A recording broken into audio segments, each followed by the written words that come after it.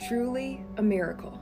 Lourdes, France has a reputation for miracles. The small town drew international attention when in 1858, a young girl named Bernadette claimed to see a vision of Mother Mary. Since then, Lourdes has been a destination for those seeking healing. And Jean-Pierre Belly was one of those people. Years before, Jean-Pierre had been diagnosed with MS and was confined to a wheelchair.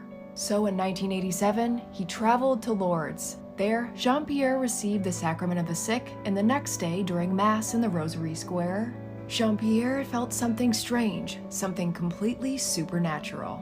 He said, "I had the impression that everything was turning around me. In a fraction of a second, I lost all sense of time and space. God was coming to cure my heart."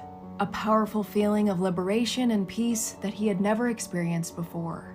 After that, Jean-Pierre began to feel tingling in his legs. And a few days later, he took his first unaided steps. These were the first steps he had taken in years. Subsequent examinations would show the seemingly impossible happened. There were now only mere minor traces of the illness that had once dominated his life, and Jean-Pierre regained the complete use of his physical faculties. Though still a medical mystery, Jean-Pierre's cure was deemed an official miracle by the Vatican in 2002. But those with faith know it isn't a mystery at all. It's God. God is so good. What are your thoughts on this amazing story? These are a list of facts having to do with spirits. Number 1, did you know that spirits absolutely love the smell of lemon? So if you wanted to have a night in with a spirit, make sure you have some lemon flowing, light up a candle or whatnot. I mean, to each their own, but apparently they go crazy for it. Number 2, shadow people. The reason why shadow people take the form of a dark shadow is because it takes less energy for them to take that form.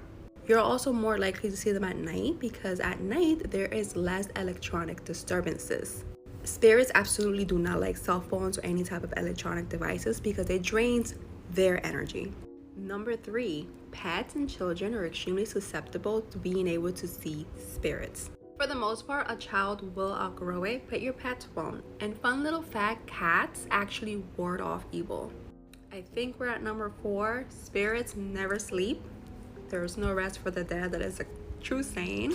They can also read your mind and tell the future. A lot of times they will try to communicate with you through your dreams. Number 5, a spirit cannot harm you or unalive you in any way. They can cause a lot of disturbances in your life or make your life difficult, but they cannot physically hurt you. D words can though. And number 6, I actually have way more facts having to do with just spirits. So if you guys want me to do a part 2, just let me know. Did you know that churches are actually way more haunted than any cemetery? This is proof that we aren't alone. This video I'm about to show you might be the best UFO video ever captured. And if you don't believe in aliens, this video will definitely make you believe in them.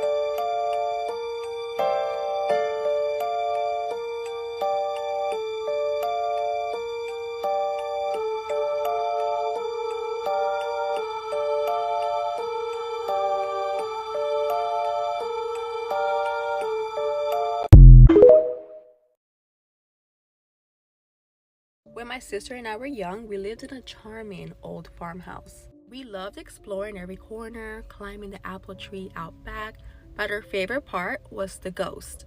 We used to call her Mother, mainly because of her sweet, nurturing ways.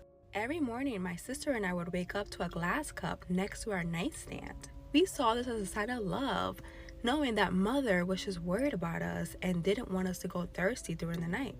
There was an old antique wooden chair that had been left behind that we just kept pushed towards the wall, Anytime my sister and I would be watching TV, we would notice that the chair would slowly move towards us, like inch by inch. A lot of times the chair would end up right in the center of the room. We always felt bad having to push the chair back towards the wall because we saw this as mother's way of wanting to spend time with us. Years later, long after we had moved out, I found an old newspaper clipping talking about the farmhouse's original owners. As it turns out, Mother was a widow that had unalived both of her kids. She unalived both of her children by giving them each a cup of poisoned milk. And as for the antique chair that would just randomly move by itself and somehow always end up in the center of the room, she had used this chair to climb on top and from the ceiling. I actually found photos of the original unaliving, and I saw her from the ceiling with this chair knocked over, sitting right in the center of the room where she would always move it to. Have you ever wondered how offenders choose their victims? I started thinking about this because I've been watching the Jared Fogle documentary, and in it he specifically explains how he targeted kids that came from turbulent homes, or kids that he knew he could gain their parents' trust. So I started looking into it, and I read about how Ted Bundy also had a very specific and surprising way that he would choose his victims. Sure, he wanted college-age brunettes, but he would also pick out victims based on the way that they walked. He said that he could tell a victim by the way she walked down the street, the tilt of her head, and the manner in which she carried herself. And it turns out that that is a thing. There is a way people can walk that makes them look like easy targets. And this is specifically for stranger attacks. So this is when a stranger picks you out of a crowd and is like, that is my target. This also applies to everyone. It's not just female victims. But the study says that when shown videos of different people walking, criminals would pick out the people who had uneven walking patterns. These tend to be people who look less coordinated while they're walking. But when people improved their coordination while walking, basically looking more confident while walking, they were looked at as less of a target. So head up, just look like you're going to a meeting wherever you go. Bizarre mysteries and crimes that were solved by using Google Earth. In 2006, a small plane carrying 2 passengers went missing over the skies of Arizona. But the 2 passengers didn't follow flight plan, so no one knew what their route was, which made finding the crash site very difficult. But 3 years later, some cyber sleuths used Google Earth to find out the direction the plane was headed and eventually found the location of the lost plane crash. When David and his family weren't home, thieves stole their new camping trailer, which was sitting in their driveway. There were no suspects in the case until a year later when David's 11-year-old son looked up their house on Google Earth. It had captured the criminal on their driveway moments before the crime took place. The police would use this photo to find and arrest the suspect. One of the most baffling unsolved cases ever, this is the mystery of room 2805. Police find that the woman found in that hotel room, Jennifer Fairgate, doesn't exist.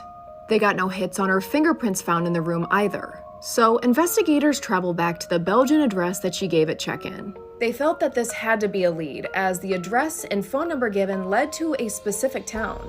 But when they got there and asked around, they found that nobody in the town had ever even seen this woman.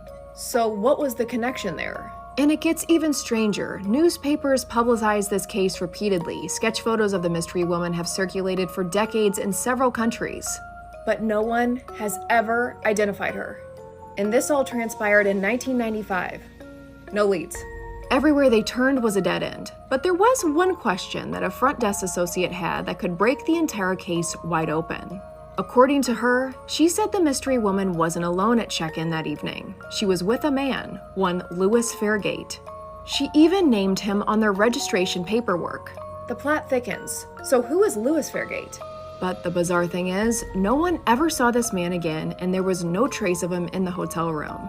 Only room service was ordered for one person, only her prints found at the scene. And police looked into Louis Fairgate to find that he doesn't exist either. So who was this man, and where did he go? And he has never been identified either, in decades. Did Louis Fairgate slip out the door that day with all her belongings? And what happened in that hotel room? Investigators say that whoever this woman was did a really great job at concealing her identity and say that this investigation has been like trying to track a ghost. I say that someone made her untraceable. And the question remains, who were these people? Were they on the run or undercover? This case is mind-bending. What are your thoughts?